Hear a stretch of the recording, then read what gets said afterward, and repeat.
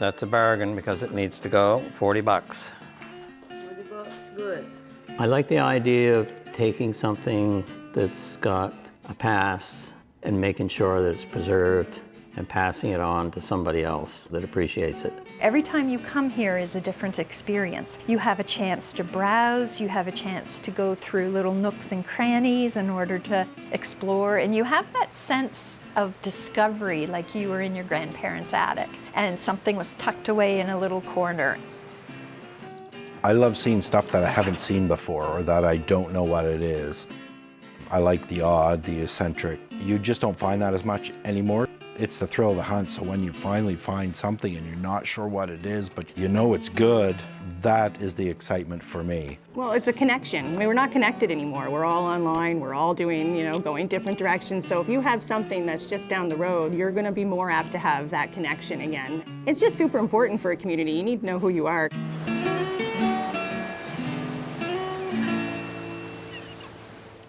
Hello, I'm Tom Murphy. Welcome to Land and Sea. Inspired by stories of the past, some Maritimers are using the lure of antiques to create new connections, and their dedication is paying off. By opening a door to the past, they are shaping a vibrant future for a small yet mighty maritime community. In Colchester County, Nova Scotia, a revival of sorts is taking place. The rural community of Great Village has become an antiquing hotspot. Joanne McCarthy O'Leary is a dealer at the Great Village Antiques Exchange. Twice a month, she brings antiques that are new to her into the store to restock her booth. It's gonna go right there. Antiques are really interesting because they are around us, oftentimes without us really knowing that they're around us. So they are remnants of a past culture. If you start asking yourself questions and start exploring that particular artifact, that leads you into how it was used, what kind of industry it was, what time period. Your knowledge about the culture just expands and expands and expands based on one artifact that grabbed your interest. Probably from a schoolhouse or a shop. And this is part of the fun as well as the decorating. So you can show people how to use something, give them an idea or a hint. Joanne has been selling her collectibles in Great Village since 2016. We knew at the time that Great Village was in the process of growing. We knew that word of mouth, that this was starting to become a destination, and we were super thrilled that we could be a part of it. It's just been a great experience ever since we started. So, how have you guys been doing today? Very well. You're busy? Yeah, lots of folk. Parking lot is full, which is nice. Kees Vanderhoek took over the shop in 2014.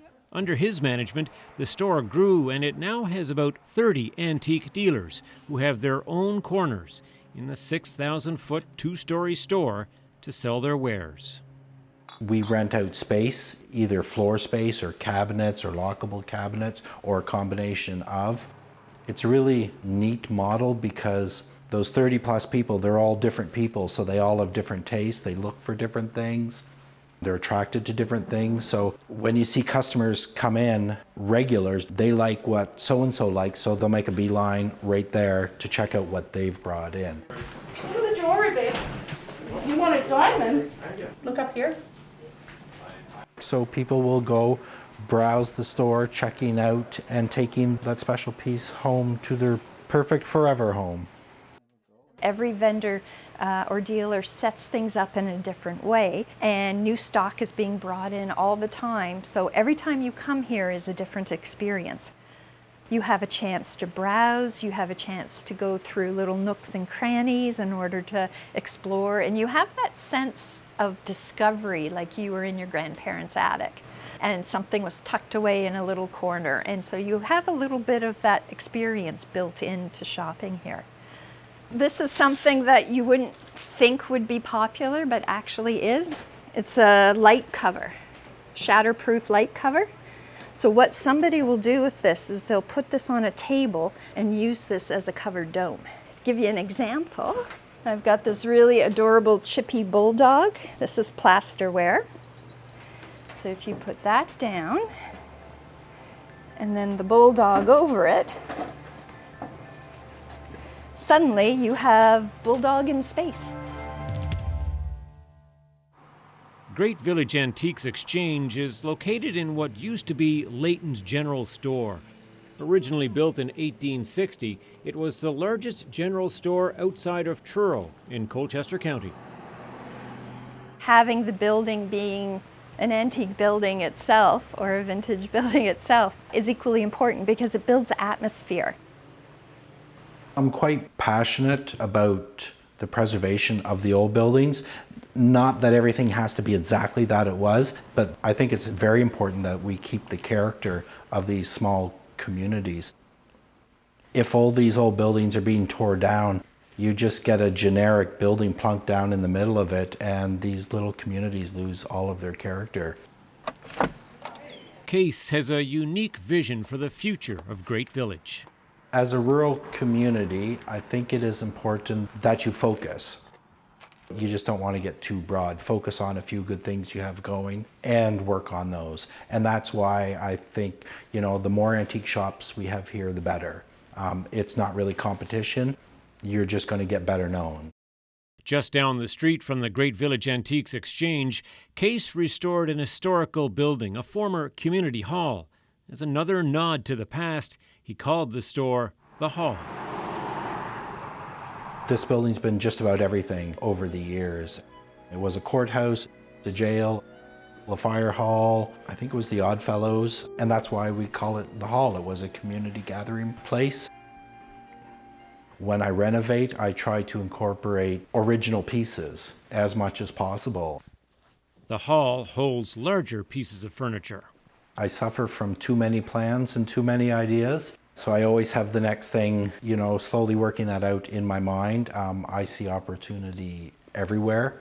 So one building at a time, we are growing it, and it's fun. As the adage goes, if you build it, they will come. In a village with a population of just 500, there are now 4 antique stores in buildings with rich historical links.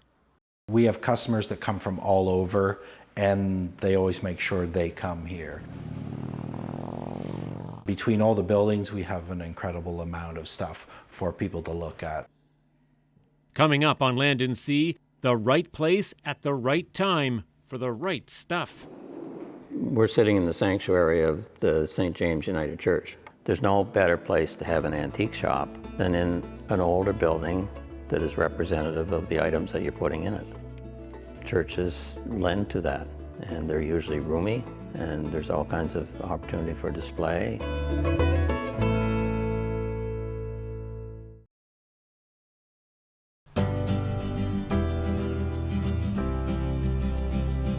Great Village is located in Colchester County, Nova Scotia, on the scenic and historic Glooscap Trail.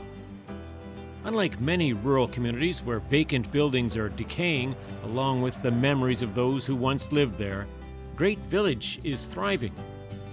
With a nod to the past and an eye on the future, it has become Atlantic Canada's antique destination. When the 4 antique stores are open, the rural community is hopping. This is great news for Claire Piers.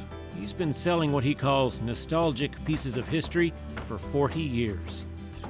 To Claire, selling antiques is more than just a livelihood. I'm a great believer in shopping local. And by that I don't mean like we shouldn't go to the big box stores because they employ all kinds of people and that helps to generate the economy. But there's something to be said for buying something that was made local, like a Bass River chair that was made 15 minutes down the road 100 years ago. It's got an attachment, and it's just the way I think. And when I explain that to people, I think there's a lot of people think the same way.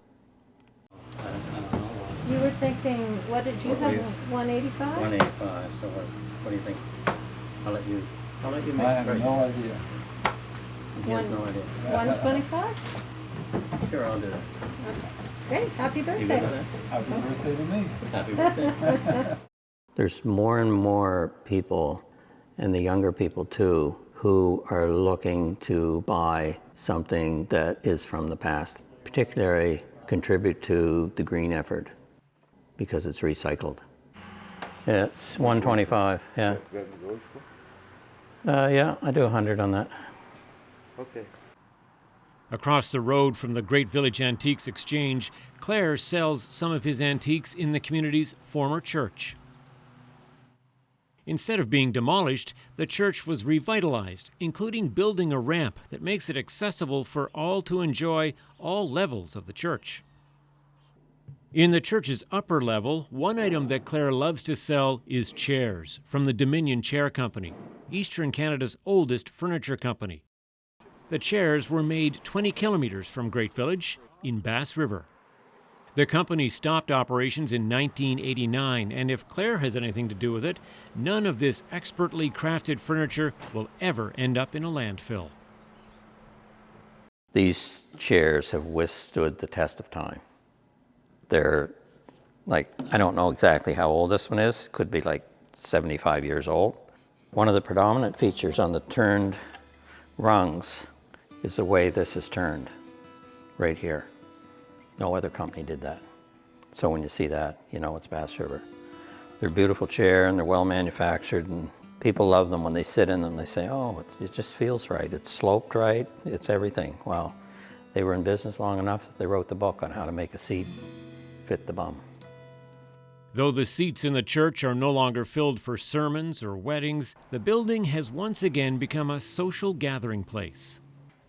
In the lower level, Andrea Gould runs the Wayside Cafe and Gallery, where you can eat, see live music, and discover art and antiques. This is my dream team. Everything's decorated with antique and dishes and things. It's amazing. Some people, they just pile a whole bunch of stuff on their table and then they eat their meal and they take their stuff and pay for it and they go. So while they're waiting for their food, they get up and browse around, and yeah. All the furniture is for sale. You can enjoy a great meal, then buy the table and chairs you sat on afterwards. For Andrea, the popularity of the antique stores is a blessing. She believes that building a community starts with its youth, and instead of the young people leaving to find jobs elsewhere, she employs them at the Wayside Cafe and Gallery. I wanted to create something that they can work so close to home, feel comfortable in a safe environment where they're not being like judged and like, you know, not a big business or whatever. Because a lot of them are really, really shy. There's a lot of anxiety in youth these days. So this is something that they can just start off small and get that confidence. So even though small towns are kind of getting snuffed out by big centers and city districts and things, it's nice to have that connection. Can I get anything prepped up for you guys? I mean, we're not connected anymore. We're all online. We're all doing, you know, going different directions. So if you have something that's just down the road, you're going to be more apt to have that connection again. It's just super important for a community. You need to know who you are. Coming up on Land and Sea, the past pays off as modern treasure hunters collect in Great Village. People not just buying antique. It's not the object really that is pretty, but it's the memories. And when they see it again, oh my God, they bring them back. Yeah.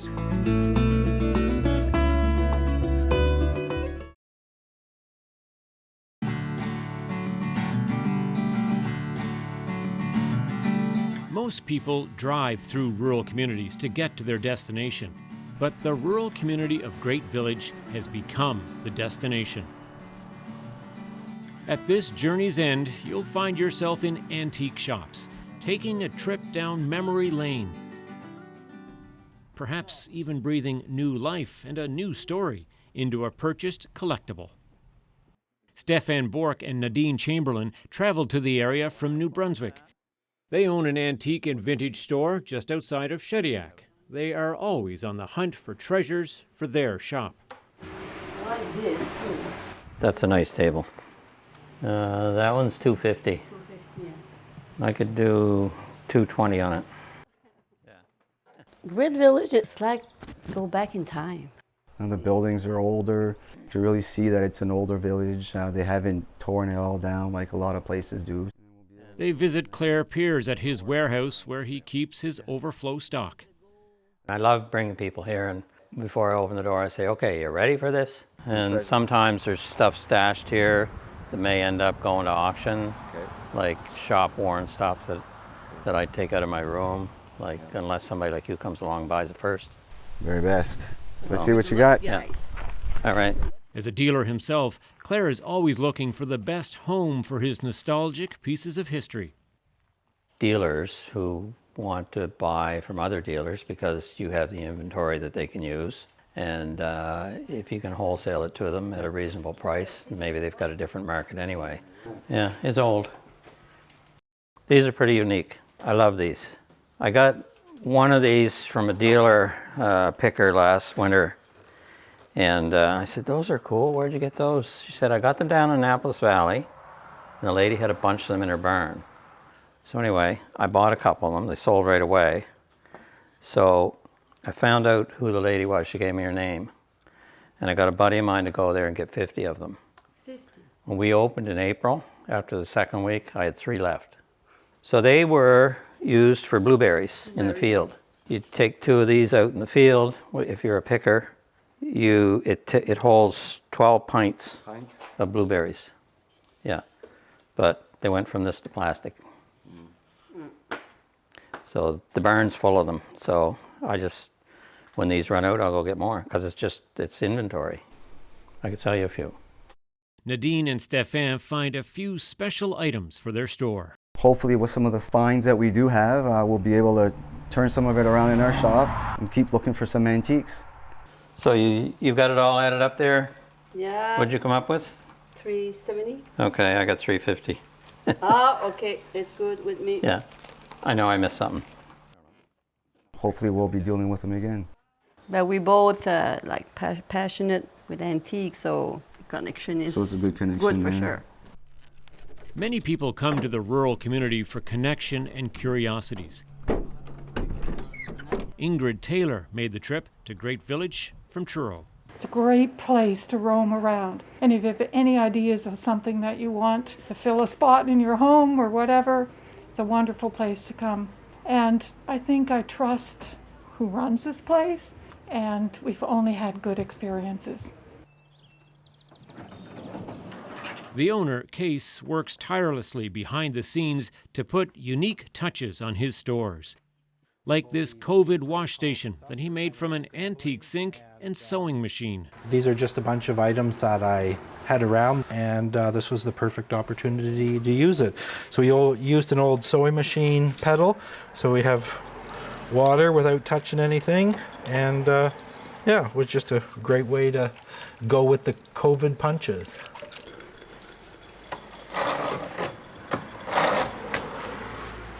It's the attention to detail and the great finds that make repeat customers of people like Hazel Campbell. I think right now everyone is trying to reinvent themselves. So I think this is a fantastic idea. I think they've got it nailed. As dealer Joanne McCarthy O'Leary restocks and redecorates the space she rents, she knows she made the right decision to sell in Great Village.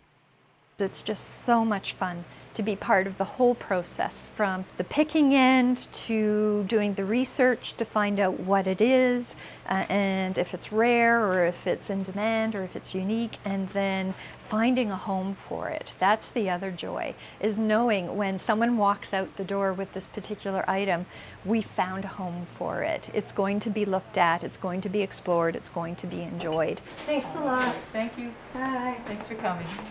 Taking pleasure in treasures is what brought Diane McDonald to Great Village. Today, my brother, who's home from Alberta, wanted to get something special to take home. So I said, I know where we can go. So we came out here. A couple of things that I found. One of them was this little bottle of sea glass, but this has a beautiful little piece of pottery in it that someone's found. So this is one treasure. We're going to go upstairs and look, see what else is up there. Whether people come for nostalgia, curiosity, or connection, the life and vibrancy of this rural community has been revitalized by honoring and respecting its past. You want to try and keep rural communities alive because they have their own history, they have their own people who want to stay here and who enjoy, the livelihood that comes with living in a smaller community. It's one of many things that you can do in order to keep a community alive, is showcasing history. I can't imagine coming along this drive and not coming into the store and taking home a keepsake of that heritage. It's a very fine and a classic example of how rural Nova Scotia community gets revitalized. It's like now the biggest complex east of Montreal. There's nothing else in any of the maritime provinces. For Andrea, the heritage of a place is passed on through its people.